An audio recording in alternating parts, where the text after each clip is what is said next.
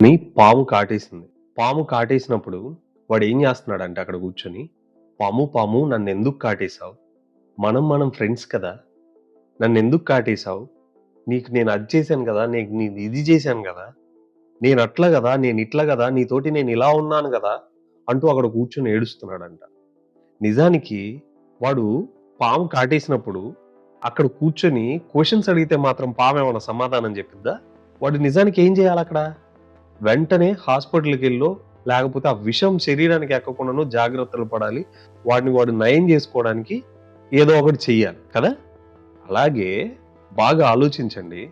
నిన్నొకడు మోసం జేశాడు. ఇప్పుడు మోసం చేసిన వాని గురించి ఆలోచిస్తూ, వాడి చుట్టూ తిరుగుతూ, "అరే! నాకు నువ్వు ఇది మోసం జేశావు, అది మోసం జేశావు, ఇది నాకెప్పుడిస్తావు, అది నాకెప్పుడిస్తావు, నేను నీతోటి అట్లున్నాను, అప్పుడు ఇట్లా, ఇదట్లా" అని చెప్పి మనము మాట్లాడుతూ కూర్చుంటున్నామనుకో, వాడు నీకు సమాధానం జెప్తాడా?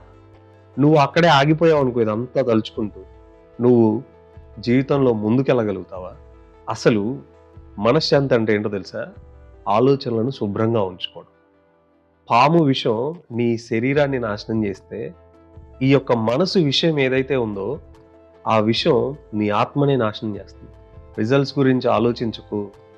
జీవితంలో కష్టాలు, మోసాలు ఇవన్నీ వస్తూనే ఉంటాయి. అవి సర్వసాధారణం. వాటన్నిటిని పట్టుకొని నువ్వు అక్కడే ఆగిపోయావనుకో, ఇక నీ ముందుకు సాగడం లాంటిదుండదు. అయినా ఒకసారి ఆలోచించు.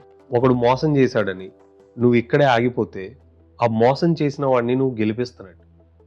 అదే నువ్వు వీటన్నిటిని వదిలేసి ముందుకు సాగితే నిన్ను నువ్వు గెలిపించుకుంటున్నట్టు. నువ్వు మోసం చేసినోడిని గెలిపిస్తావా? నిన్ను నువ్వు గెలిపించుకుంటావా?